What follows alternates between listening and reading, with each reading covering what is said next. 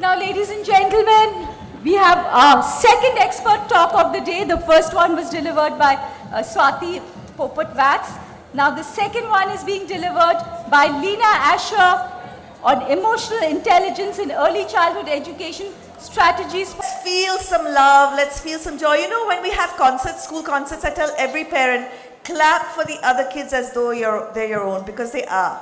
Because we may have our biological children, but we also have karmic children. And every child in the world is karmically ours. Agree? So let's try that once again. Good afternoon, everyone. Good afternoon. Much better, much better. Okay, so about 15 years ago, Dilip Thakur gave me the Lifetime Achievement Award. And I said, Dilip, I've got a lot to do still.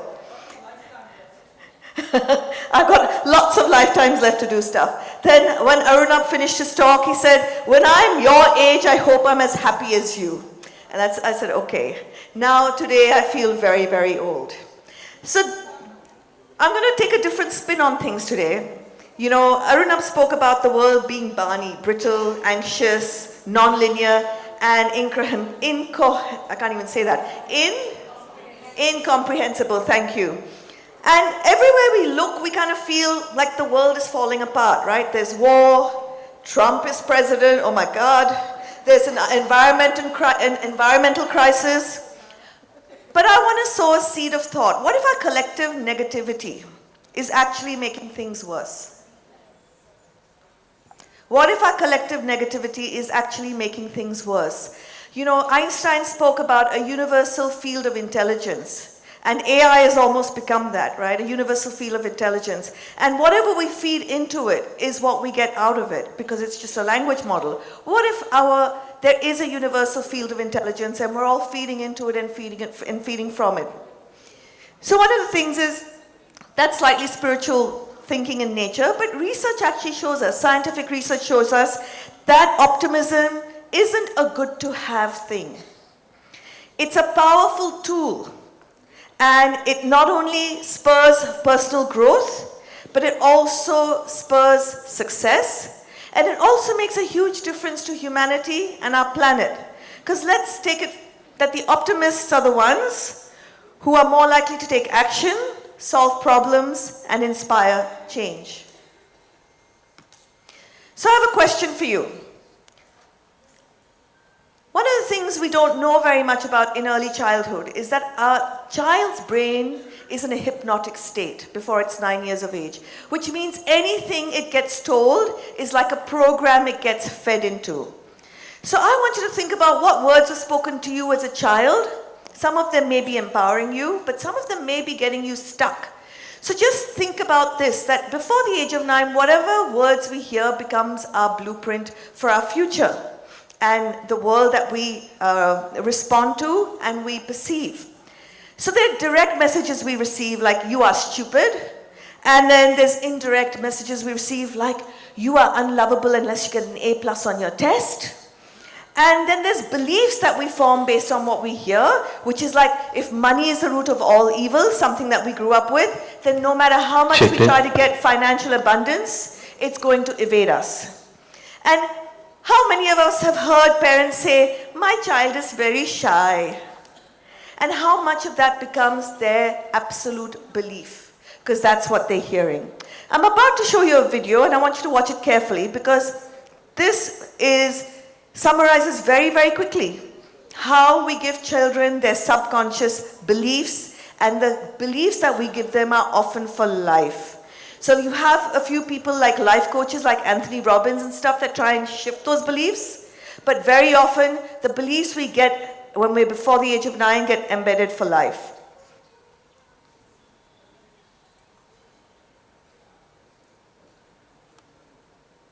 Okay, there's no sound, but that's okay.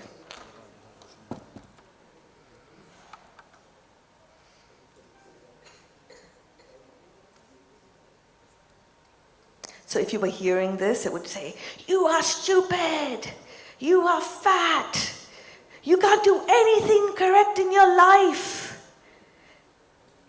Yeah, and it goes on and on and on. That's okay. The basic thing to understand is Every thought we think, everything we hear becomes an encoded, deeper wiring in our brain. Our neurons connect together basis the beliefs we have. And every thought we have changes our brain. Yeah? So self-belief, self-worth, all of this gets formed in our classrooms, gets formed in the playgrounds, gets formed in our homes.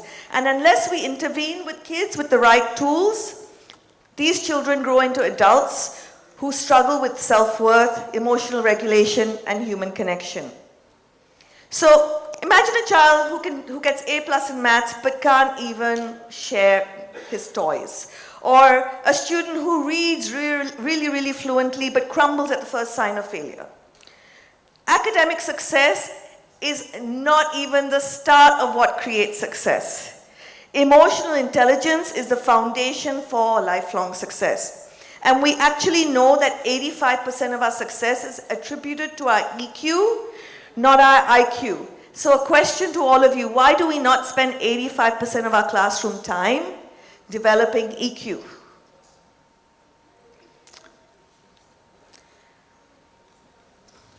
So we embed EQ development in every aspect of our learning, rather than treating it as a separate class or as an add-on. The curriculum that we build and the curriculum you all should build has to be based on neuroscience, and it has to be based on self-mastery and higher consciousness. Because you know, knowledge is no longer power. I know the Navneet line says knowledge is power, but knowledge is no longer power. With all the AI tools available, it is what you do with knowledge, not even the application. It's only the synthesis. What can you do? Because even ChatGPT will tell you, okay, this is a concept and I want to apply it in different ways, or I want to analyze it. And it'll give you the answer. It's the synthesis. It's all the knowledge you learn, and then what do you do with it to create some new value that becomes a superpower. And if kids are not self-masters, if they don't know self-discipline and how to self-regulate, then they cannot be masters of their learning. And learning is for free. So the games you play in your classroom, the discussions that you have with your kids, they should be infused with strategies that teaches them how to master their thinking. Because every time a child says something like, I can't do this, or I give up, is a time for you to intervene and shift the way that they're thinking, to reframe the way that they think. And so when they master their thoughts, they master their feelings. And you know, it's feelings, it's emotions that drive everything. It drives our decisions, actions, and outcomes of our lives. Let's think about it. You want to get thin, you feel fat. But there'll be a trigger, it'll be a really strong emotional trigger. It could be you looking at yourself in the mirror, or something else that says, oh, I have to do something about this. But it'll be a very strong emotional trigger that will shift anything in your life. So when we focus on academics, compliance, and structured tasks, we're losing. You know, and the problem is educators don't have the social emotional learning strategies. Parents, like I was asking Arunabh, they want to focus only on academics. They underestimate the power of EQ, and all of us have to become advocates of EQ in this room. It can't be a one-off lesson. It has to be part of everything that you teach kids. So we have a solution that we integrate emotional intelligence seamlessly into all the learning that kids do. Through teacher training, interactive activities, and the personalized learning modules form a part of the EQ. So every one of us in this room have to do emotional check-ins when kids walk in. Get kids to be aware of their thoughts, their feelings, be able to articulate them, use emotional cards. And you know, with older kids, some of the things we do in the micro school is we pause the TV. We're watching a kid's favorite TV show. You pause it and you say, how is this character feeling right now? What do you think he's thinking? What do you think he's going to do? Because, you know, perspective taking is one of the superpowers. So you've got to build in brain breaks. And you know, today, if you want to, you can create your curriculum from everything that's online. Look up brain breaks, you'll get 100 ideas. Look up breath work, you'll get 100 ideas. Look up self-regulation, you'll get 100 ideas. And we all know, I mean, I'm seeing all you guys way after COVID.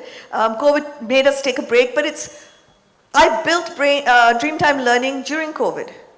Because I said, hey, what does it mean? If COVID happens, if something like this happens, if we are in a VUCA world or a brittle world or a world where we don't know what the future is, what does it mean? Self-awareness, self-regulation are going to be keys. And so it's the people who can self-regulate, reframe, and know what they can control and what they can't control, even when something like COVID happens, that build new things, that build things that we don't even know we need of yet. So when children or we experience pain, and we're all going to experience pain, right? Now my mom's got a dislocated hip, my dad's got pneumonia. We're all going to experience pain. Pain is just a real part of life. And we try to protect our kids from pain, but we cannot. They're all going to experience pain. So what do we do when kids experience pain?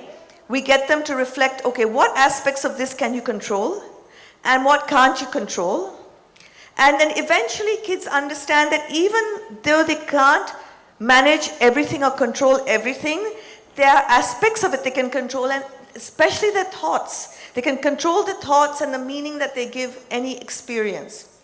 So then each time they face a hurdle, when I first came to India, when a kid fell down, mom would go, naughty floor, naughty floor. And what were you teaching kids? You're saying that, your hurdles and your challenges and your falls are not your responsibility. They come from somewhere else.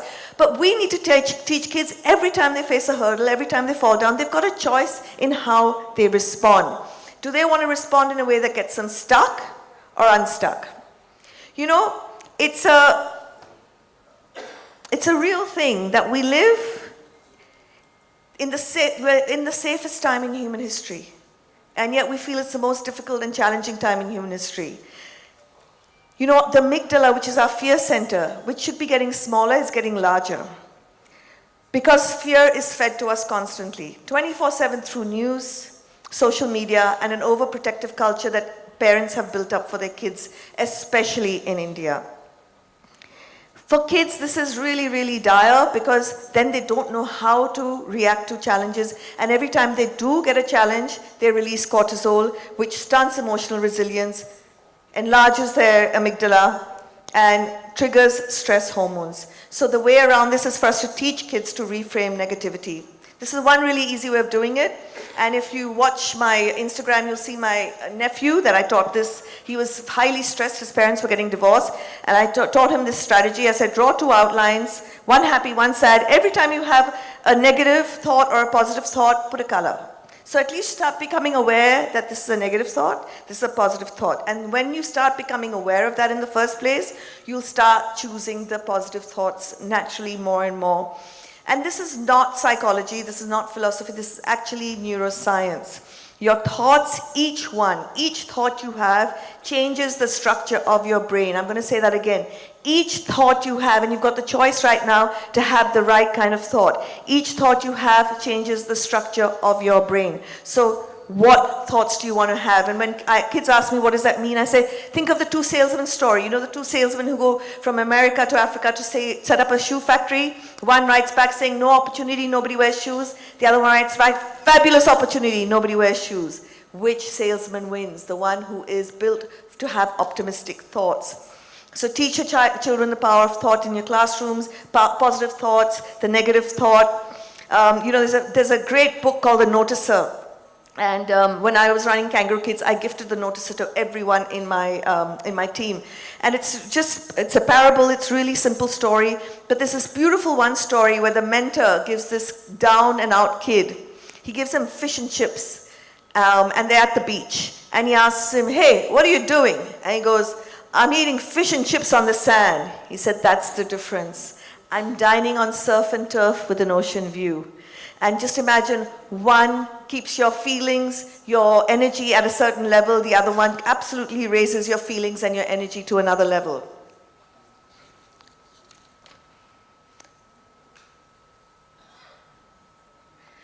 I mean, stories shape how kids understand.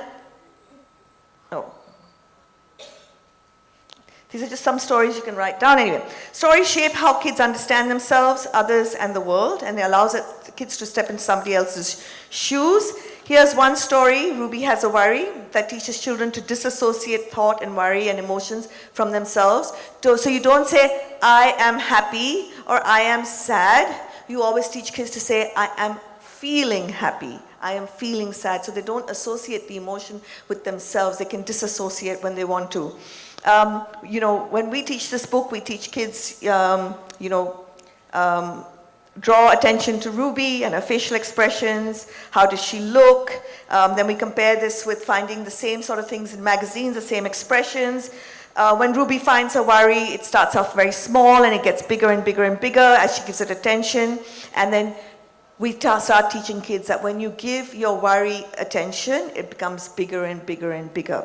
So we teach them the breathing techniques that they need to calm down. We teach them how to calm their nervous system down and how to set their worry down just like a bag. Social emotional skills shape how children learn, connect, and navigate life's challenges. It boosts academic success. It strengthens mental health, and we're in a world full of suicides and depression and anxiety on the rise. And it also builds empathy, conflict resolution, and teamwork. And these are all essential skills, not just in school, but in life. With high IQ, EQ, children learn to bounce back if they have a setback. They learn how to manage frustration and disappointment. It also prepares them for future careers. They kind of start thinking about who they want to be and what problem they want to solve, how they want to communicate, and how they're adaptable. With intentional social emotional curriculum embedded in your normal curriculum, kids will develop a sense of ethics, inclusion, and global awareness, and it absolutely reduces negative behavior. One of the things, this slide we do slightly older kids, and we teach them that neuroscience has identified a song that reduces anxiety by up to 65%. Write the song down. Whenever you're feeling anxious, listen to a song called Weightless, and it will, it reduces stress by 65% in anyone who's feeling it. And these are things that we get kids to do, is to compare, emotional songs with the actions, with how do you think it tracks. We do emotional check-ins every day with kids. I don't know if any of them play, they won't. But we do things like, have you ever felt happy when you hear a favorite song? Or maybe felt a little scared when you hear a loud noise? Today we're going to learn something amazing about how brains feel emotions when we listen to different sounds. Anyway, my time's up, so I'm going to just say, keep it as relatable as possible. Use characters that they can relate to, Peppa Pig, superheroes, and teach them how these things are actually superhero skills. Kids feel, being a superhero means being able to break through a building, but it doesn't, right? Being kind and helping someone, showing respect, these are actual super skills. We teach preschoolers how when you smile, what happens to your brain. Your brain actually feels happier when it smiles. That's it, my time's up. We embed everything with social emotional learning. We all know AI and other tools. Learning concepts are going to be a given. So what children will need to navigate an unknown future is a high level of EQ, resilience, and optimism. Thank you all very much. I always feel I don't have enough time. Bhavin to present Lina Mentor, please.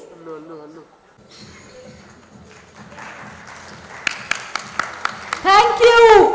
Thank